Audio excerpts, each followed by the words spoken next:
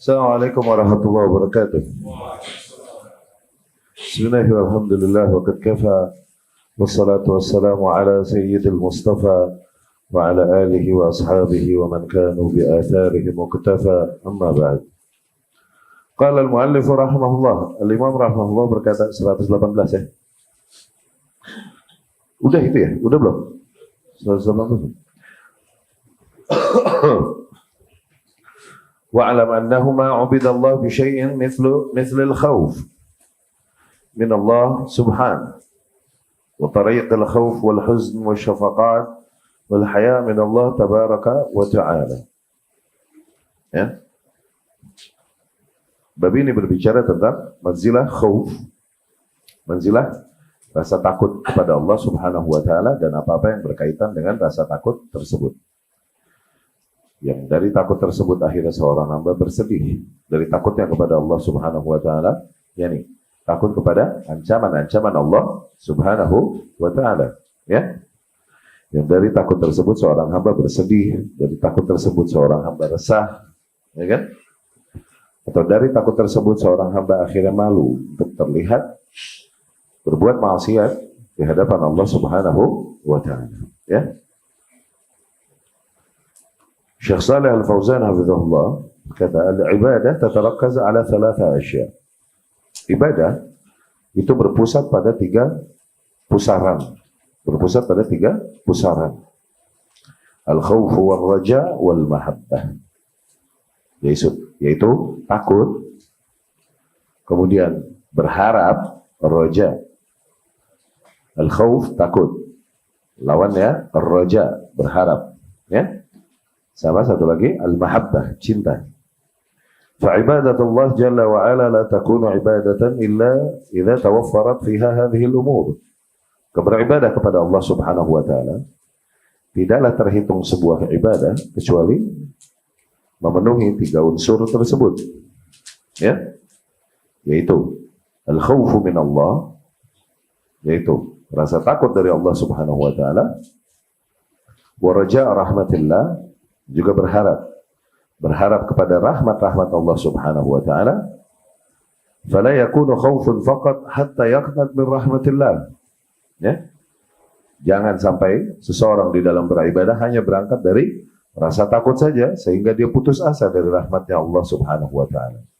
Wala yakunu raja faqat hatta ya'mana min makrillah. Dan jangan juga seseorang beribadah berangkat dari roja saja. Ya. Sehingga dia terkena makar Allah, yakni kepedean ya. Wala yakunu mahabbah faqat bidun khauf wa raja. Tidak boleh juga seseorang beribadah hanya berangkat dari cinta saja, tanpa rasa takutnya, tanpa cinta, tanpa harapnya kepada Allah. Balla budda minats tsalatsa. Tapi harus tiga unsur tersebut terpenuhi. Ya, walihada qalu. Dari situ mereka berkata, yani para ulama berkata, man abada Allah bil khawf faqat fahuwa kharijiyyun. Barang siapa yang beribadah kepada Allah hanya berangkat dari rasa takutnya saja, maka ia adalah seorang khawarij. Ya, khawarij kaum yang seringkali hanya memandang hadis-hadis yang sifatnya tarhib atau ayat-ayat nas-nas yang sifatnya tarhib, yang nakut-nakutin, ancaman-ancaman. Ya. Ayat-ayat dan hadis-hadis yang sifatnya wa'id, ya, janji-janji serem, ancaman-ancaman dari Allah Subhanahu wa taala. Itu khariji. Akhirnya sampailah mereka kepada sebuah pemahaman sebagaimana pemahaman khawarij karena berangkat dari hal tersebut, ya. Barang siapa yang beribadah kepada Allah hanya berangkat dari rasa takutnya saja, maka ia menjadi seperti seorang yang berpemahaman khawarij, ya. Itulah mereka yang mengkafir-kafirkan kaum muslimin, bahkan melakukan peledakan dan lain-lain di negeri-negeri kaum muslimin, itu, ya. Kurang menyeimbangkan hakikatnya antara sisi khauf dengan rojanya, ya. Ya. Li'annahum ashabul wa'id, karena mereka adalah para ashabul wa'id. Ini di kelompok khawarij ini dibilang juga dengan kelompok wa'idiyah, ya. Kelompok yang hanya berfokus kepada ancaman-ancaman yang datang dari Allah Subhanahu wa taala, ya, atas pelanggaran-pelanggaran yang dilakukan para hambanya. Wa man 'abadallaha birraja' faqat fahuwa murji'. Dan barang siapa yang hanya beribadah kepada Allah berangkat dari harapnya saja, optimismenya saja kepada rahmat-rahmat Allah Subhanahu wa taala, maka dia seorang murji'ah. Nah, ini kutub satunya. Okay? Dia membaca ayat-ayat dan hadis-hadis, ya, nas-nas yang sifatnya wa'ad, janji-janji baik Allah Subhanahu wa taala. Allah Maha Pengampun, Allah mudah, Allah gitu. Akhirnya kepedean lah dia dengan hal tersebut. Okay? Sehingga akhirnya seringkali justru berani melanggar batasan-batasan Allah Subhanahu wa ta'ala, ya, terseret dari pemahaman demikian, tersimpulkanlah dalam pemahaman murji'ah yang memahami kalau Khawarij tadi adalah kaum yang bahkan karena terlalu fokusnya mereka kepada ayat-ayat dan hadis-hadis yang sifatnya ancaman-ancaman neraka, azab dan lain-lain, akhirnya mereka sampai kepada kesimpulan takfir bil kabair, mengkafirkan manusia karena dosa besar yang dilakukannya. Ahlus Sunnah tidak. Ahlus Sunnah tidak mengkafirkan manusia karena dosa besar yang dilakukan. Tidak. Khawarij sampai titik itu tuh, ya. Kutub satunya seberangnya Murji'ah, karena terlalu mereka optimis, kepedean kepada rahmat Allah Subhanahu wa taala, berangkat dari membaca ayat-ayat yang sifatnya wa'ad. Nah, wa'ad ini janji-janji baik, ya. Janji-janji yang menghibur dan lain-lain. Lawan katanya wa'id, janji-janji serem, ancaman dan lain-lain. Begitu ya. Nah, karena kutub satunya ini terlalu banyak membaca ayat-ayat dan hadis-hadis yang sifatnya janji-janji baik Allah Subhanahu wa taala, wa'ad, sampailah mereka kepada kesimpulan sebagaimana kelompok Murji'ah, seolah-olah seseorang kalau udah emang beriman kepada Allah Subhanahu wa taala, maka sudah aman dari azab Allah Subhanahu wa taala. Katanya begitu. Kalaupun dia nggak sholat, kalaupun dia nggak zakat, kalaupun dia nggak puasa dan lain-lain, maka Allah Subhanahu wa taala takkan lagi menghukumnya. Begitu, kepedean. Ngaco juga ini. Ya. Akhirnya berantakanlah syariat. Seseorang kalau udah beriman, katanya, dia berbuat dosa seperti apapun, tidak lagi tertulis dosa baginya. Enggak ditulis dosa lagi baginya, katanya. Asal dia udah beriman kepada Allah Subhanahu wa taala. Kalaupun dia nggak pernah sholat, kalaupun dia selalu melakukan maksiat, enggak lagi tertulis dosa padanya. Tuh. Ngaco juga. Hujahnya dalilnya katanya sebagaimana seorang kafir kalau berbuat amal soleh jadi pahala nggak buat dia? Nggak jadi pahala kan? Demikian seorang muslim kalau dia udah bersyahadat maka dia berbuat dosa tidak lagi catatan dosa, tidak lagi jadi catatan dosa buat dia. Gila ya. Akhirnya berantakanlah syariat Islam, kewajiban sholat, zakat, puasa, haji, keharaman ini, keharaman itu dan lain-lain rusak karena pemahaman demikian pemahaman kaum Murji'ah, ya.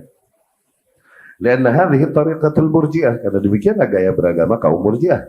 Alladzina la yakhafuna Allah, kaum yang memang enggak punya rasa takut kepada Allah Subhanahu wa taala. Wa inna ma ya'tamidun 'ala ar-raja' faqat, kaum yang hanya bersandar kepada harap mereka dari rahmat Allah Subhanahu wa taala. Wallahu jalla wa ala yaqul, Allah Subhanahu wa taala berfirman, "Afa aminu makrallah?" Apakah mereka merasa aman dari makarnya Allah? Nah, apakah mereka kepedean gitu? Okay? Terlalu optimis sampai titik overconfidence, kepedean, ya? Dari makar Allah Subhanahu wa taala, "Fala ya'man makrallah illa al-qaumul khasirun." Tidaklah merasa aman dari makar Allah, dari tipu daya Allah, kecuali kaum yang memang merugi. Allah sering memberikan tipu daya yang demikian bagi seorang hamba, yakni sehingga dengan itu dia merasa seolah-olah telah berada di atas kebenaran, Allah mencintainya dan lain-lain. Akhirnya sampai titik dengan keyakinan itu dia justru melanggar batasan-batasan syariat. Ma'adzallah. Ya. Maka kita berlindung kepada Allah Subhanahu wa taala dari dua kutub tersebut. Allahumma inni as'aluk, ya Allah aku memohon kepadamu al-khawf, a'udzubika, Allahumma inni a'udzubika minal kunuti bi rahmatik, ya Allah aku berlindung kepadamu dari putus asa kepada rahmatmu. Nah itu wa a'udzubika min makrik, dan aku berlindung kepadamu dari makarmu. Tuh, itu dua kutub. Khawarij ya sama Murji'ah. Ya, Wa'ad sama Wa'idi. Wa man 'abadallaha bil mahabbah faqat. Satu lagi. Dan barang siapa yang beribadah kepada Allah hanya dengan cinta saja, katanya, fahuwa sufi. Itu kelompok sufi. Dan sufiyah yaqulun, karena para kaum sufi ini sering mereka berkata, la na'budullaha tama'an fi jannatihi wa la na'buduhu khaufan min narih. Tidaklah kita beribadah kepada Allah karena kita menginginkan surganya. Tidak juga kita beribadah kepada Allah karena kita takut dari nerakanya. Wa innama na'buduhu mahabbatan lahu faqat. Adapun kita beribadah kepada Allah hanya berangkat dari cinta kita kepada Allah saja. Ya salam. Wahada dalal, dan ini tetap bentuk kesesatan. Fala budda an ta'budallah, karena harus terpenuhi tiga unsur tadi. Harus kau beribadah kepada Allah dengan khauf, dengan rasa takut, tapi diiringi dengan mahabbah, dengan roja, dengan berharap, dan berada di atas jalan mahabbah. Harus terpenuhi tiga unsur tersebut. Kalau analogikan oleh Syekhul Islam Ibn Taimiyah rahimahullah, itu bagaikan dua sayap. Oke, seseorang itu harus punya dua sayap. Sayap yang satu khauf, rasa takut kepada Allah. Sayap satunya ini adalah roja, berharapnya dia kepada rahmat Allah Subhanahu wa ta'ala. Nah, kalau cuma satu maka timpang dia. Oke? Kemudian berjalan di atas jalan mahabbah, jalur mahabbah. Khauf dan roja ini di dunia aja, nggak di akhirat. Oke? Tapi mahabbah, cinta, bertahan di dunia dan di akhirat. Ya?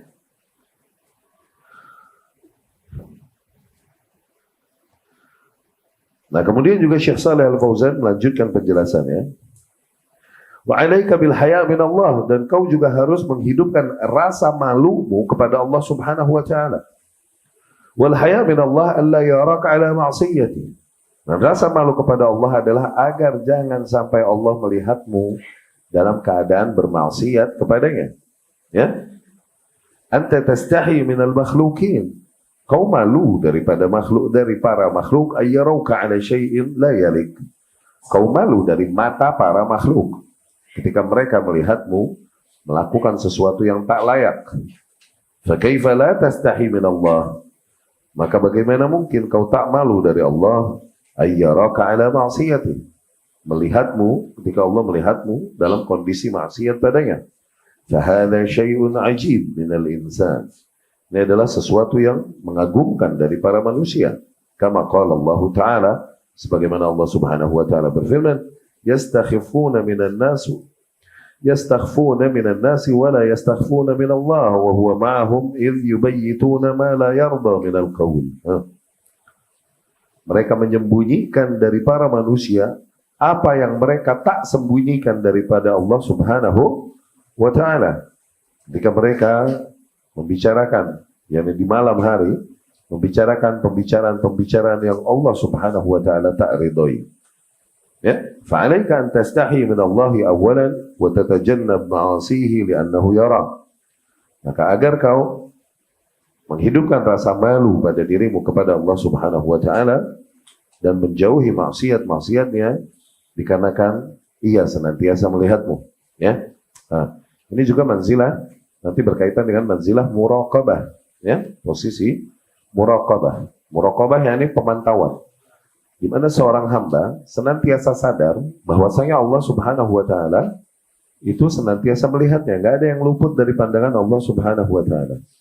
Ya. Semua orang muslim tahu insyaallah bahwasanya tiada yang tersembunyi dari pandangan Allah Subhanahu wa taala. Ya, nggak ada yang tersembunyi dari pandangan Allah Subhanahu wa taala. Allah adalah zat yang al-basir, yang maha melihat. Ya.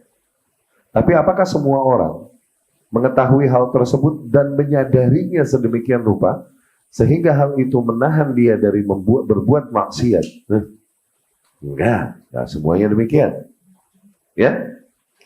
Tidak semuanya memiliki kesadaran sebesar itu, sehingga terjadilah yang terjadi dari para manusia, dari kita semua, ketika kita terhalang dari mata para makhluk. Terjadilah maksiat-maksiat pada diri kita seringkali. Demikian. Nastaghfirullah wa natubu ilaih. Ya. Nah, Allah Subhanahu wa taala, Rasul sallallahu alaihi wasallam menjelaskan posisi itu. Itu posisi ihsan. Posisi ihsan. Posisi yang di antara posisi yakni level-level keimanan tertinggi. An ta'budallaha ka'annaka tarah wa in lam takun tarah fa innahu yarak. Ketika kau beribadah kepada Allah Subhanahu wa taala, seolah-olah kau dapat melihat Allah Subhanahu wa taala. Yani Allah dengan keagungannya, kebesarannya, keperkasaannya dan lain-lain. Apabila itu semua tampak di mata manusia, mungkin nggak ada yang berani melanggar perintahnya. Nggak ada. Permasalahannya sekarang kita diuji dengan hal yang gaib. Kita diperintahkan beriman sama Allah dan Allah yang gaib, nggak kelihatan. Diancam-ancam sama neraka, nerakanya gaib, nggak kelihatan. Dijanji-janjiin surganya gaib, nggak kelihatan. Nah, akhirnya berbeda-beda lah tingkat keyakinan yang ada pada masing-masing individu. Dan pada tiap individu pun nggak satu level, dia naik dan turun sebagaimana iman. Iya kan? Tapi kalau seseorang dapat melihat Allah Subhanahu wa taala, mungkin nggak dia melakukan maksiat dalam kondisi yang kondusif seperti apapun? Nggak mungkin. Tapi Allah nggak kelihatan, ya kan? Kecuali nanti di surga. Akidah Ahlus Sunnah, di mana kita dapat melihat Allah Subhanahu wa taala iyanan, dengan mata telanjang. Innakum tarawna rabbakum kama tarawna al-qamar lailatal badr. Kalian kelak akan melihat Rabb kalian sebagaimana kalian melihat bulan ketika full moon. Ya. Nah, maka ta'budallaha ka'annaka tarahu wa illam takun tarahu fa innahu yarak. Dan apabila kau tak dapat melihatnya, fa innahu yarak. Kau meyakini sesungguhnya ia senantiasa melihat. Seseorang yang senantiasa berada dalam kondisi sadar bahwa Allah senantiasa memantaunya. Tuh. Akhirnya nggak sampailah hatinya untuk berbuat maksiat. Jadi tak lagi dia melakukan apa-apa yang Allah perintahkan, menjauhi apa-apa yang Allah larang, karena tuntutan manusia atau tuntutan lingkungan sosialnya. Bukan. Tapi karena kesadaran itu Allah senantiasa memantaunya dimanapun ia berada. Ya, dari situ ia dapat merealisasikan ketakwaannya dimanapun dan kapanpun. Itu muraqabah, pemantauan artinya. Ya, seorang yang sampai titik senantiasa sadar bahwa Allah selalu memantaunya. Timbullah pada rasa dirinya takut, timbullah pada rasa dirinya malu, ya, dan lain-lain. Ya, itu yang bab 118. Jadi sekali lagi akidah Ahlus Sunnah, konsep Ahlus Sunnah, bahwa yang namanya ibadah harus memenuhi 3 unsur tersebut. Unsur khauf, rasa takut kepada Allah Subhanahu wa taala. Bagaimana kita menghidupkan unsur khauf, rasa takut kepada Allah, ketika kita begitu berani melanggar perintah-perintah Allah Subhanahu wa taala dan aturan main Allah dalam kehidupan.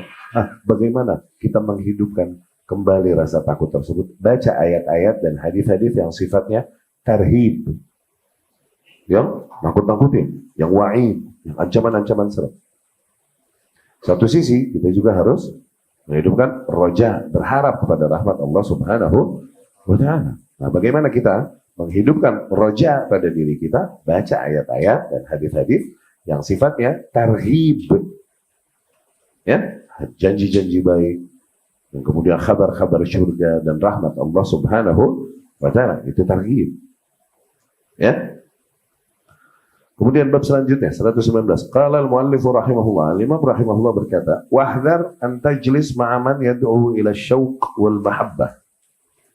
Dan hati-hatilah, jangan kalian duduk, yakni jangan engkau duduk bersama orang yang menyeru kepada rasa syauq, mahabbah. Syauq yakni rindu, kerinduan, mahabbah, cinta. Wa man yakhlu ma'an nisa, dan yang biasa berkhalwat dengan para wanita, wa tariqal madhhab, ya, yang dimana mereka beragamanya, metode beragamanya, madhabnya demikian. Fa inna haula kullahum 'ala dhalalah. Sesungguhnya golongan-golongan yang demikian nih, mereka semua berada di atas kesesatan. Ya. Ini sufi. Sufi. Yang suka berbicara tentang rindu dan cinta kepada Allah Subhanahu wa ta'ala. Mereka menghidupkan pada diri mereka zikir-zikir, wirid-wirid, dan menjauhkan, memperingatkan, menjauhkan para penuntut ilmunya dari menuntut ilmu. Udah, hidupkan dengan zikir dan rasa takut, rasa rindu kepada Allah Subhanahu wa ta'ala. Begitu besar pada hati mereka unsur yang tadi, roja. Unsur rojanya begitu besar. Ya? Sehingga seringkali mereka sampai kepada level seseorang kalau udah di makam tertentu, oke? Tak haram lagi apa yang diharamkan bagi para manusia. Karena dia udah di makam yang tinggi. Tak wajib lagi apa yang diwajibkan bagi para manusia. Karena udah wali ini. Ya, udah syariat, makrepat, hakikat. Ya salam. Level itu tuh. Ya, tak wajib lagi atasnya sholat. Karena sholat ini cuma buat awam yang masih di syariat. Tak haram lagi atasnya minuman keras. Tak haram lagi atasnya zina, dan tak haram lagi atasnya liwat. Liwat, tindakan homo yang dilakukan kepada anak-anak kecil yang punya parasnya cute. Okay? Ini yang dibilang amrad. Ada anak-anak lelaki, tapi parasnya cute. Mereka punya kebiasaan tuh. Punya kebiasaan mendatangi anak-anak lelaki demikian. Itu sufi. Itu sufi. Bahkan syair-syair mereka menggambarkan kebiasaan mereka itu. Buat mereka itu kenikmatan-kenikmatan yang Allah halalkan, bagi mereka tak Allah haramkan. Karena tak lagi mereka beribadah kepada Allah karena takut ancaman-ancaman Allah. Karena emang mereka mencintai Allah. Maka ancaman-ancaman Allah, syariat-syariat Allah mereka langgar berani. Itu sufi. Ya? Tak lagi mereka beribadah kepada Allah karena berharap surganya. Enggak. Karena aku berharap, karena emang aku cinta, rindu kepada Allah Subhanahu wa ta'ala. Ya? Di antara syair-syair mereka yang kita hafal dari kita. Ilahi lastulil firdausil a'la wala aqwa ala naril jahimi. Ilahi lastu lil firdausil a'la. Wahai Tuhanku, aku ini sebenarnya enggak pantas dapat firdaus, surga ini. Wala aqwa 'ala naril jahim, tapi aku juga tekiat, enggak kuat. Okay? Enggak kuat dari neraka jahim. Fahabli taubatan waghfir dhunubi. Maka berilah aku taubat dan ampunilah dosa-dosaku. Kok bisa orang doa belagu? Ya Allah, aku gak pantas sih di surga yang tinggi. Kok bisa lu? Minta sama Allah. Salil firdausil a'la. Mintalah kepada Allah surga yang paling tinggi, firdaus. Kok bisa belagu? Ya Rabbi, aneh gak pantas sih di situ. Tapi gak kuat juga kalau di neraka, ya Rabbi. Ada lagi Rabi'ah al-Adawiyah. Didapati suatu malam, dia sedang membawa api dan membawa air. Ditanyalah, entahlah kisah ini benar apa bukan. Cuma banyak dikisahkan dari Rabi'ah al-Adawiyah. Membawa api sama air. Mau kemana kau Rabi'ah? Ditanya. Aku ingin pergi untuk membakar surga dan menyiram api neraka. Ya Allah. Agar jangan karena itu para manusia beribadah kepada Allah Subhanahu wa ta'ala. Ngaco. Ya? Dari mindset yang ngaco ini sampailah kepada penerapan dan praktek yang ngaco. Seringkali mereka menerobos apa-apa yang Allah Subhanahu wa ta'ala haramkan itu. Dengan hujah-hujah dan mindset mereka itu, tidaklah mereka beribadah kepada Allah berangkat dari takut padanya. Ya? Baik, kita lihat syarah Syekh Shalih Fauzan. Wahumus sufiyah, mereka adalah kaum sufi.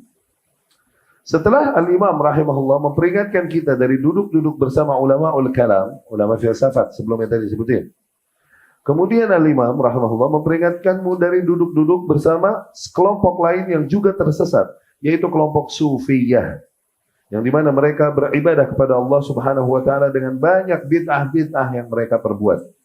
yang tidak ada Allah Subhanahu wa taala turunkan keterangan akan atas hal tersebut. Wa yatrukuna sunnah, dan justru mereka malah meninggalkan yang memang sunnah dari Rasul sallallahu alaihi wasallam. Bal la ya'bathuna bil hadis, bahkan mereka adalah la ya'baun bil hadis, kaum yang enggak peduli dengan apa yang diriwayatkan dari hadis-hadis Rasul. Wa la ya'baun bi talabil ilm, kaum yang enggak peduli dengan kegiatan menuntut ilmu. Yuhadzirun min talabil ilm, bahkan menjauhkan para penuntut ilmu dari menuntut ilmu. Yaqulun, mereka bilang, talabul ilm yushaghiluka an dzikrillah. Menuntut ilmu ini menyibukkanmu dari berzikir kepada Allah. Ya Allah. Padahal bentuk berzikir kepada Allah yang paling optimal adalah justru menuntut ilmu. Menuntut ilmu ini menyibukkanmu dari berzikir kepada Allah. Yushaghiluka 'anil ibadah, menuntut ilmu ini menyibukkanmu dari ibadah. Katanya begitu. Wa hadza dhalal, ini adalah bentuk kesesatan. Li'anna al-ibadah la tasluh, dikarenakan ibadah tidaklah absah, tidaklah sah. Wa dzikr la yasluh, demikian juga zikir tidaklah sah.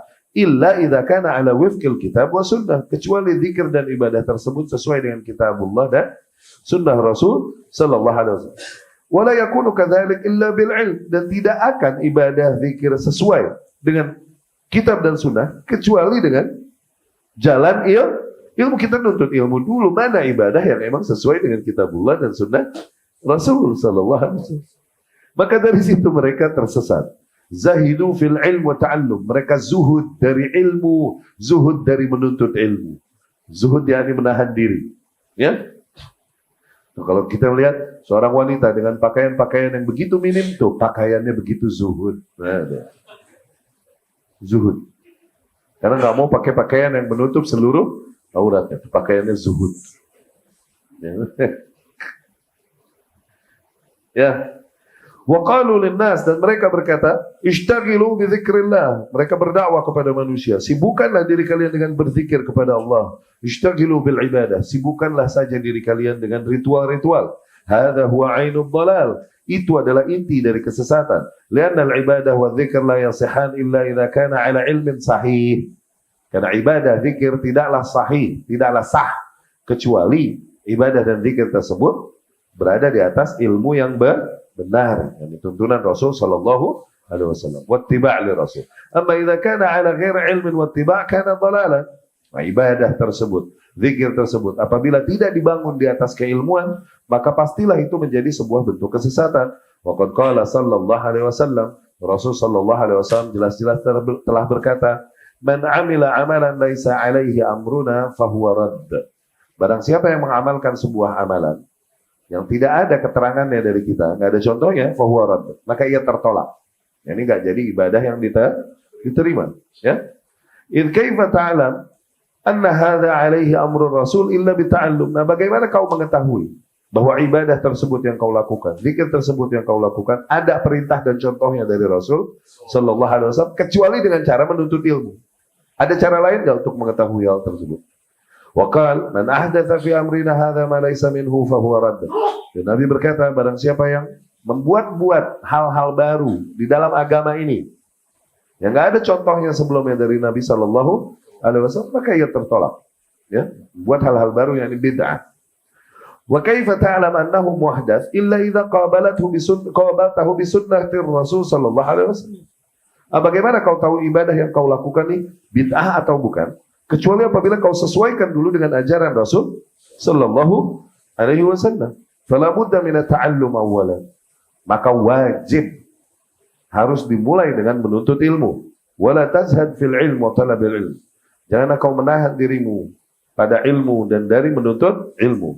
Fa talabul ilm afdal min nawafilil ibadat. Ketahuilah bahwa menuntut ilmu itu jauh lebih mulia daripada ibadah-ibadah yang sifatnya sunnah, daripada ritual-ritual yang sifatnya nawafil, yakni nafilah, qobliyah, ba'diyah, duha, tahajud, itu ritual-ritual sunnah. Menuntut ilmu jauh lebih baik daripada ritual-ritual sunnah. فالذي يجلس ليذاكر مسألة من العلم أفضل من الذي يقوم الليل كله. Mereka yang duduk untuk membahas sebuah permasalahan di antara permasalahan-permasalahan keilmuan ini, yakni ilmu agama, itu mereka lebih utama daripada orang yang melakukan tahajud sepanjang malam. Ya. Limada? Kenapa? Li'annahu ya'budullaha ala ilmin wa basirah. Dikarenakan orang yang menuntut ilmu, membahas permasalahan demikian, mereka beribadah kepada Allah, beribadahnya di atas basirah, berada di atas ilmu. Ya? Walianna al-alim yanfa' nafsahu wa yanfa' ghairahu. Dan seorang ahli ilmu, penuntut ilmu yang mendapatkan ilmu, manfaatnya bisa untuk dirinya dan bisa juga buat orang lain. Ammal abid alladhi yusalli al-lail kullah wa yasumu ad-dahar yanfa' nafsahu faqat. Adapun orang yang beribadah, yang dia rajin beribadah, siangnya puasa, malamnya dia tahajud, manfaatnya cuma buat diri dia sendiri doang. Enggak muta'addi, enggak berefek kepada orang lain manfaatnya. Wala yanfa'an nas, tidaklah dia membawakan manfaat kepada manusia, ya. Fa naf'uhu qasirun ala nafsi, manfaatnya hanya terbatas pada dirinya. Fa anta idza ta'allamta nafa'ta nafsak wa nafa'ta an-nas, maka apabila engkau menuntut ilmu, maka kau menjadikan manfaat bagi dirimu dan menjadikan manfaat bagi para manusia. Dari situ Rasul sallallahu alaihi wasallam bersabda, afdalul alim 'alal 'abid, fadlul alim 'alal 'abid ka fadlil qamar 'ala sa'iril kawakib. Keutamaan seorang ahli ilmu dibanding seorang ahli ibadah, itu keutamaan yang bagaikan qamar, bulan, 'ala sa'iril kawakib, dibanding dengan bintang-bintang yang lain. Karena bulan terang, menerangi para manusia, manfaatnya untuk para manusia. Dari situ mereka bisa melihat dan lain-lain. Terangnya bulan, okay? Dan begitu besar. Tapi terangnya bintang hanya pada dirinya saja, tidak menerangi jalan manusia. Okay? Wah, keutamaannya adalah bagaikan bulan, dan lihat dari size-nya. Bulan dibandingkan dengan bintang-bintang. Itu keutamaan ahli ilmu dibanding para ahli ibadah. Di sana yang Rasul berkata, fadlul alim 'ala al-'abid kafadli 'ala adnakum. Keutamaan seorang ahli ilmu dibanding seorang ahli ibadah, itu keutamaannya sebagaimana keutamaanku dibanding orang yang paling rendah di antara kalian. Maksudnya apa? Coba bayangkan level keimanan seorang Nabi sallallahu alaihi wasallam. Oh, di mana? Zain? Coba bayangkan serendah-rendahnya keimanan salah seorang di antara kalian. Di mana? Oke? Keutamaan seorang ahli ilmu dibanding ahli ibadah itu kayak begitu jauhnya. Ya?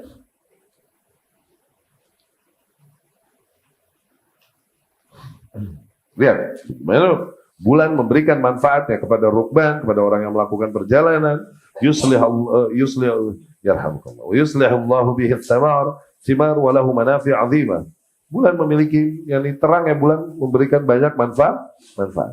Amal kaukab, ataupun bintang-bintang, yunawwir nafsahu faqat, maka ia hanya menerangi dirinya.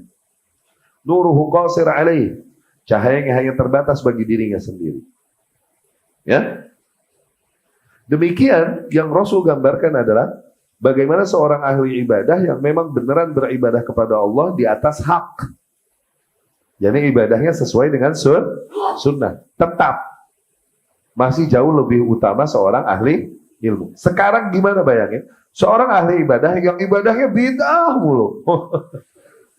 Seorang ahli ibadah yang beribadah kepada Allah di atas hak aja. Dibilang sama Rasulullah SAW, jauh bedanya dengan para ahli ilmu sebagaimana jauhnya bulan dengan bintang. Ini beribadah di atas hak, nah di atas bid'ah padahal. Sekarang bagaimana keutamaan seorang ahli ilmu dibanding seorang ahli ibadah yang ibadahnya ibadah jorok. Apapun yang berjalan dan diwariskan di kaumnya atau apapun yang dikatakan hawa nafsunya dilakukan, kalaupun nggak ada keterangannya dari Rasul Sallallahu Alaihi Wasallam. Maka jauh lagi bedanya udah. Ya?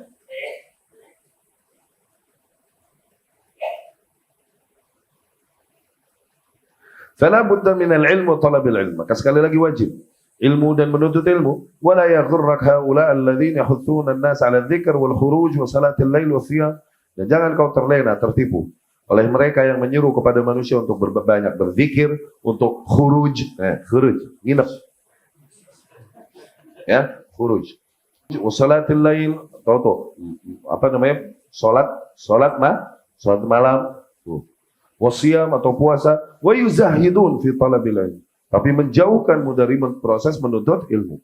wal julus fil masajid li talabil ilm. Menjauhkanmu dari duduk di masjid-masjid di rumah-rumah Allah untuk menuntut ilmu. Ya. Alal ulama, dari para ulama. Wa man yakhlu ma'an nisa. Mereka yang seringkali berkhalwat bersama nisa. Khalwat ini artinya berdua-dua di sebuah ruangan yang tertutup bersama lawan jenis. Itu khalwat. Di dalam fikih. Oke? Khalwat kalau di dalam tazkiyatun nufus bagus. Ketika seseorang bersendiri dia dan hanya berdua-duaan dengan Allah Subhanahu wa taala, bermuhasabah atau salat. Nah, Rasul sallallahu alaihi wasallam di Gua Hiro itu berkhalwat, bertahannuts atau berkhalwat. Sejenak meninggalkan kesibukan dan hiruk pikuk dunia dan kemudian menjadikan me time bersama Allah Subhanahu wa taala. Bermuhasabah dia, berfikir, salat dia, begitu. Itu khalwat di tazkiyatun nufus, positif. Tapi khalwat di fikih apa? Itu idhoi. Itu haram.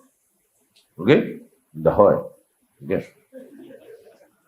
Karena ba'd as-sufiyah la yatawarra'un 'anil haram. Sebagian kaum sufi ini mereka enggak menahan diri mereka dari yang haram dan mereka berkata, "Nahnu ma'alaina itsm." Kita ini udah enggak dosa lagi, cenah. Nahnu minal 'arifina billah. Kita ini udah sampai makrifat. Tuh. Udah sampai ma'rifat tentang Allah. Wa yastabihuna al-ma'asi, dari situ mereka memubahkan maksiat-maksiat. Wa yaqulun, dan mereka berkata, nahnu ma'alaina tahrim, udah enggak ada lagi yang haram atas kita. Wa laysa 'alaina wajibat, udah enggak ada lagi yang wajib atas kita. Li'annana wasalna ila Allah, karena kita udah sampai kepada Allah. Lasna bihajah ila al-ibadah, tak perlu lagi kita untuk melakukan bentuk-bentuk ritual ibadah. Di situ. Ntar level selanjutnya lebih gila lagi nih, dibawa oleh syaitan, mereka semakin menyimpang, udah bersatu zatnya dengan zat Allah Subhanahu wa ta'ala. Ini menunggali qaulul wahdatul, aku adalah Allah, Allah adalah aku. Lalu apa yang wajib atasku? Apalagi yang haram atasku? Karena aku adalah Allah, Allah adalah. Ini gilanya di sini. Oke? Walidzalika yasta'miluna al-liwat. Dari situ mereka seringkali mempraktekkan liwat. Liwat, tahu kan? Liwat ini praktek kaum Lut. Dari situ dibilang liwat. Di mana lelaki mendatangi lelaki. Ya? Ngomongnya aja geli gue.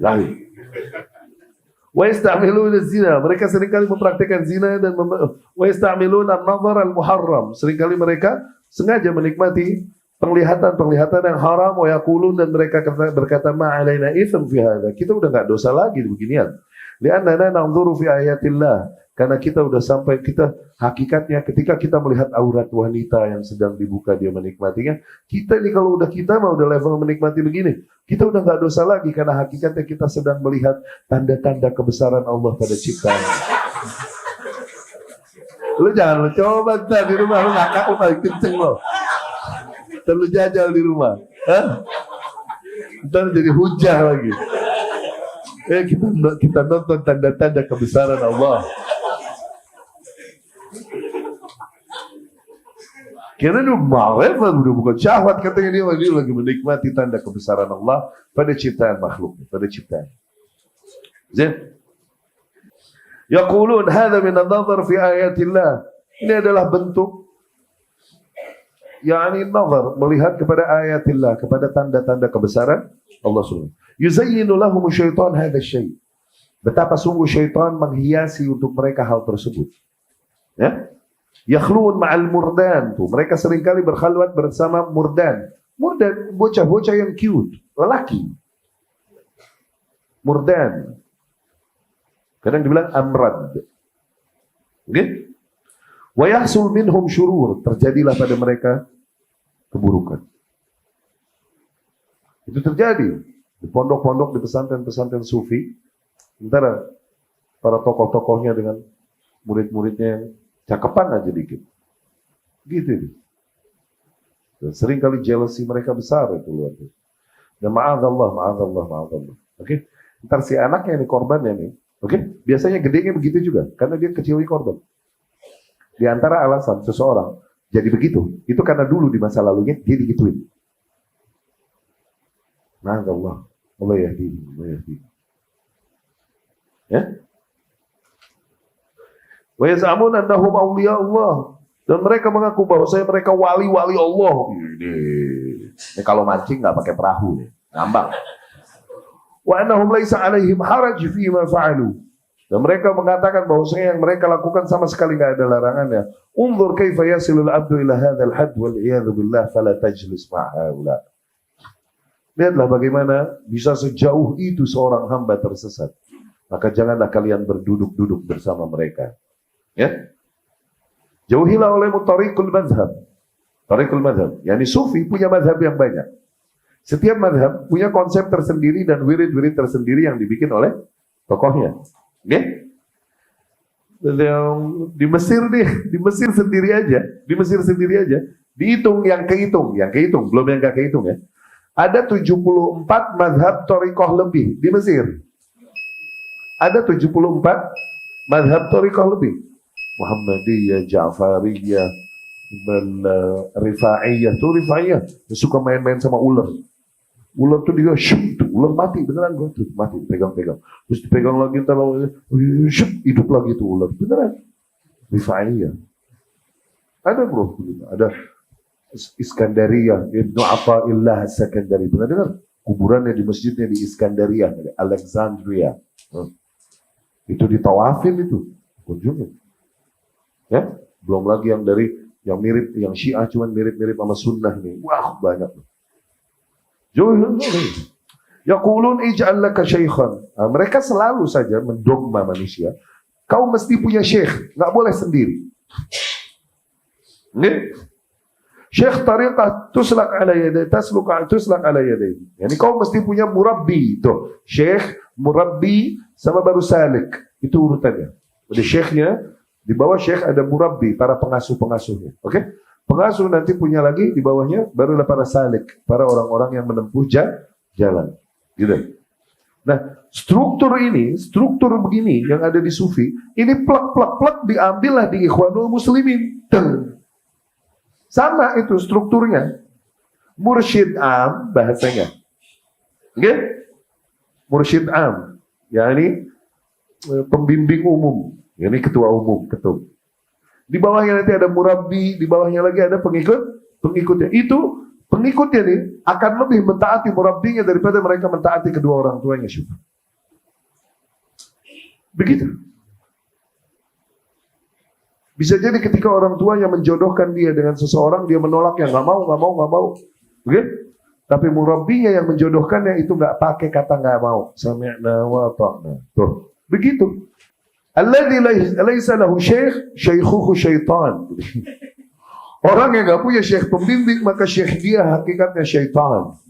La budda an takuna tabi'an li syaikhin tatabi'uhu 'ala tariqah wa ma takhruj 'anha. Kau harus mengikuti jalan yang dibawakan syekhmu. Gak boleh kau keluar dari jalan tersebut. Walahum istilahat khabithah, dan mereka punya terminologi yang khusus buat mereka, itu buruk. Fa'alaika an tahdhar minhum. Hati-hati kalian dari mereka. Li'annahum yad'una an-nas ila al-khuruj min dinillah. Karena hakikatnya mereka kadang sampai titik menyeru manusia untuk keluar dari agama Allah ila dini syaitan, kepada agama syaitan. Yani kekufurannya bisa jadi sampai kesesatannya bisa jadi sampai level kekufuran dan kesyirikan, sampai titik menghalalkan yang haram, okay? Menjatuhkan yang wajib, menjatuhkan hukum wajib kepada hal-hal yang wajib, itu udah sampai titik kufur itu. Bisa dihukumi seseorang batal keislamannya dengan itu. Jangan kalian duduk-duduk bersama mereka. Mereka adalah kelompok sufi, fihim ammatuhum wa ulama'uhum. Mereka adalah kelompok yang tersesat, baik ammatuhum, awam-awamnya, dan para ulamanya, wa muriduhum, dan para penuntut ilmunya, wa masyayikhuhum, dan tokoh-tokohnya. Kulluhum ala dhalalah. Mereka semua berada di atas kesesatan, illa man amila bis sunnah. Kecuali mereka yang mengamalkan yang memang sunnah yang datang dari Rasulullah SAW. Fahada alal haq. Hanya kelompok itu yang berada di atas hak. Ya. Baik, alhamdulillah kita selesaikan bab ini. Aku qouli hadza wa astaghfirullah li wa lakum.